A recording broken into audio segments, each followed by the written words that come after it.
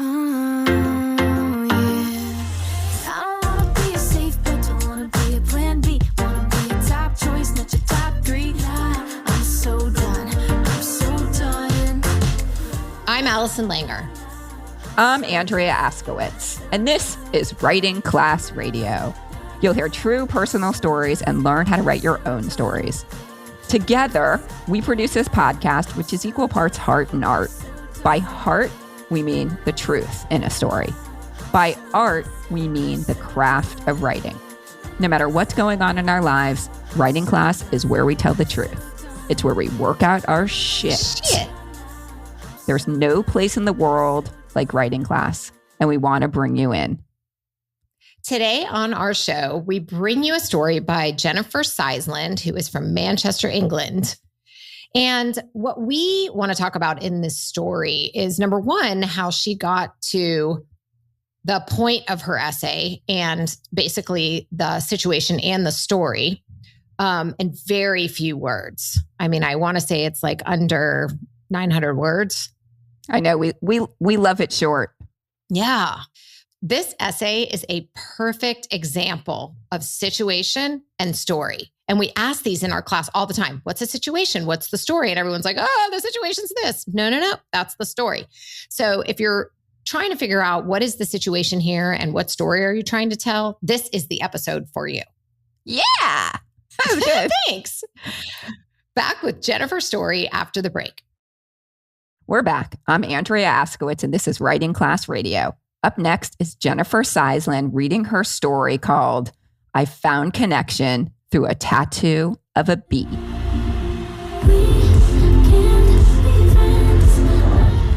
When Manchester, England was attacked by a terrorist, the city was in shock. It felt like we needed to do something, anything, to stand by our city. And that's how the Manchester Bee tattoo campaign began. Tattoos have historically been a cause of annoyance to me, as I regretted many of the 8 that adorn my body. Time has rendered them obsolete or ugly. The Manchester Bee is by far the most important, and one I don't regret. As it stretches and fades over time, it will be a lasting memory of the day my city came together to cope with a grave injustice.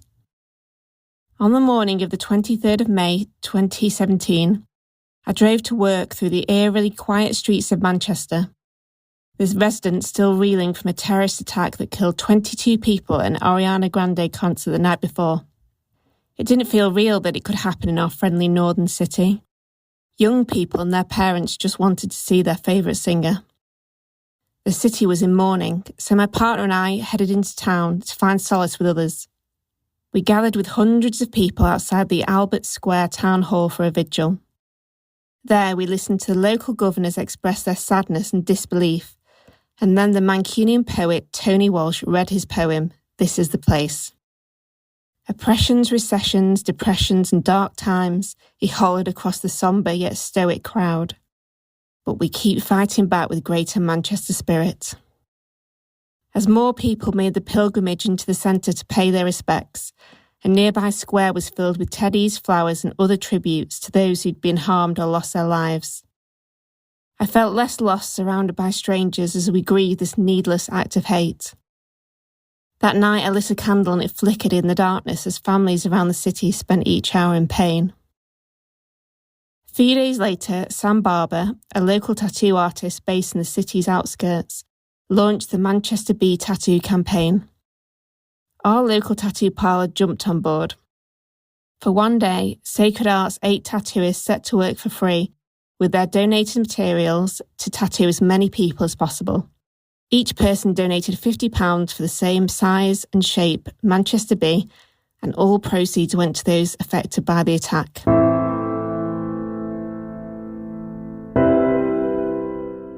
The line started at 7 a.m. and quickly snaked around the block. At 1 p.m, my partner Christopher and I got inside. The Manchester Bee was tattooed inside my left wrist, an immovable bind to the people and the place I lived. Christopher had his bee drawn on his inner arm.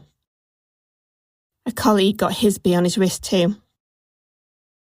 The artist kept on going until 1 a.m. as they didn't want to turn anyone away.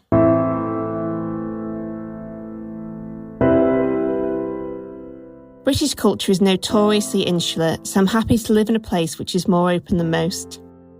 10,000 people around England and Scotland were tattooed that day. When I travel, I wonder if one of the people passing me in an airport or on a train also has a Manchester bee tattoo. I imagine two bees buzzing through the crowd, tolerant, kind, and eternally connected, regardless of whether we ever meet.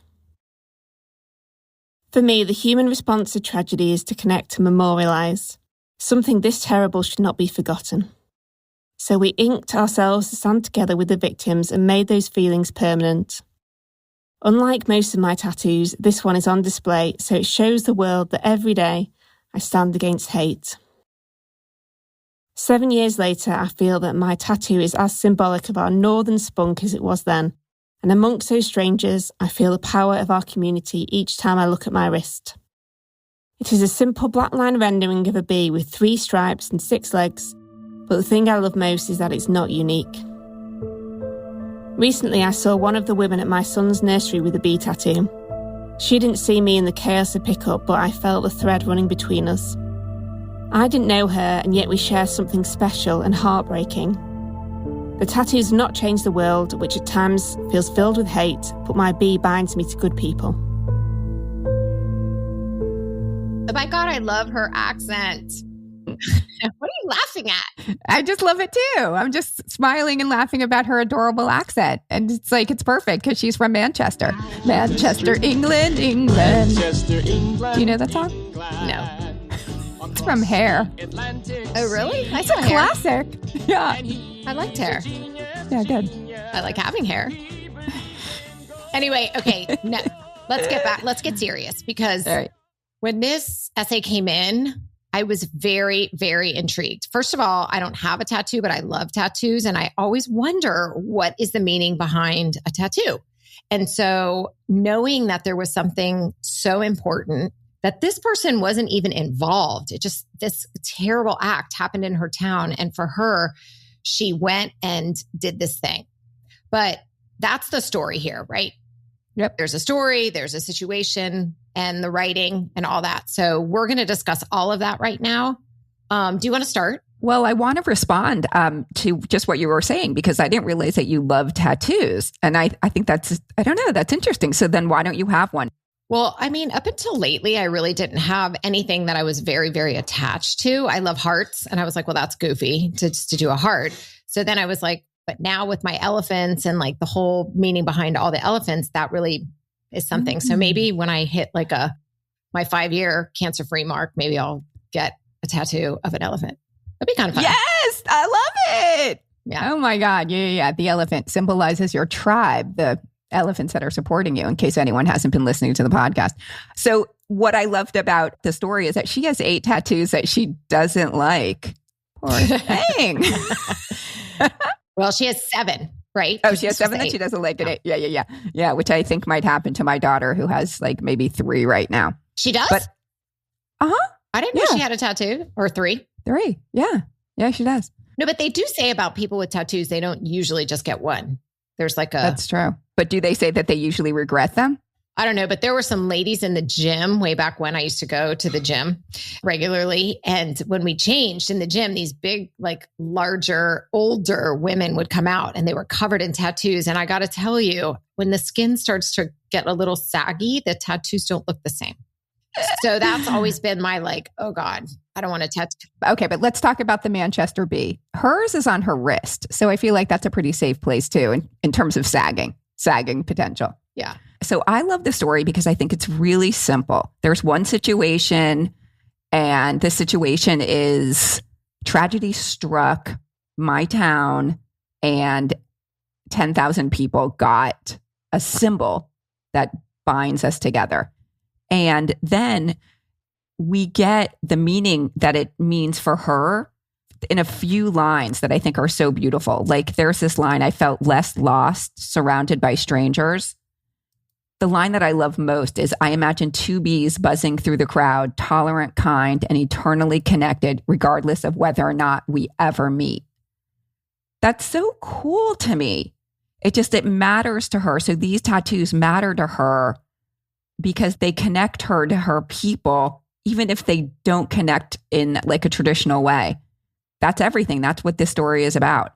And then there's this one other line that I loved, which I just thought was very different, a different way of thinking about tattoos. And she describes it. She's like, it's a simple black line rendering of a bee with 3 stripes and 6 legs. But the thing I love the most is that it is not unique. I know. I love that part so much. I mean, to me, this is about coping with the world as it is today.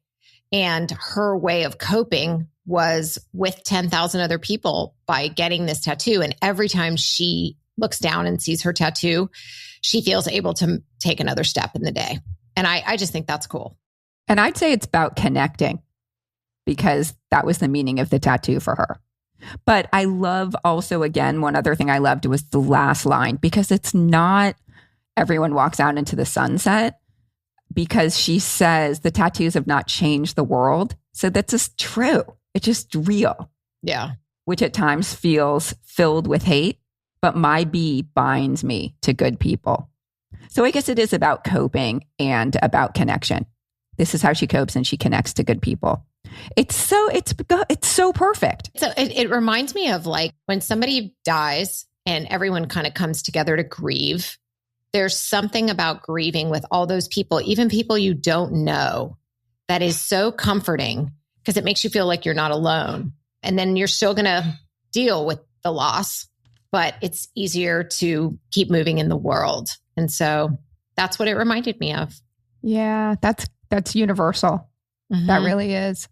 I mean, 7 years later, she still feels connected and she's still mourning with other people. Yeah. When she bumps into that woman at school. Yeah. Yep. That's all I want to say about this very tight, beautiful story. Yeah, it was great. Thank you, Jennifer Sizeland, for sharing your story. And thank you for listening. Jennifer Sizeland is a freelance writer and assistant producer in the media industry. She's written for many publications, including the BBC, The Independent, Metro, Manchester Mill. How do you say that? Fodors? I was going to call it Fodors. Fodors, Travel, Gastro Obscura, Reader's Digest, and Stylist. She's gotten a lot of pubs, that one.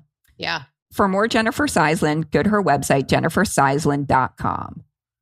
She lives in Manchester, England, across the Atlantic Sea. You can follow her on Instagram at Life of Size. At Life of Size. Didn't I say at Life of Size? Oh, at. Oh, okay. At Life of Size. Is that how you're supposed to say it? No, I don't know, but that's so, I think so. Now I'm going to do it like that from now on. At. Right.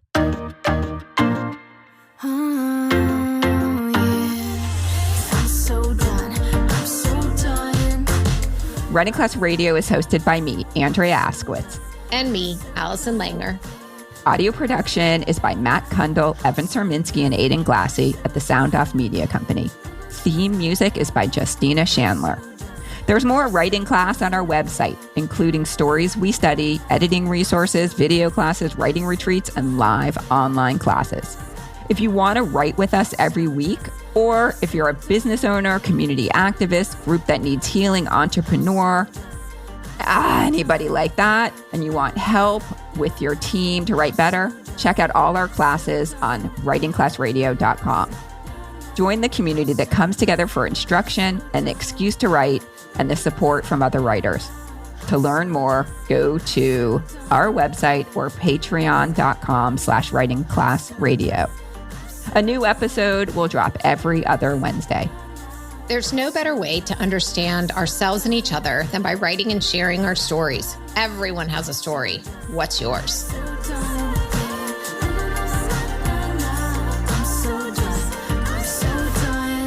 Produced and distributed by the Sound Off Media Company.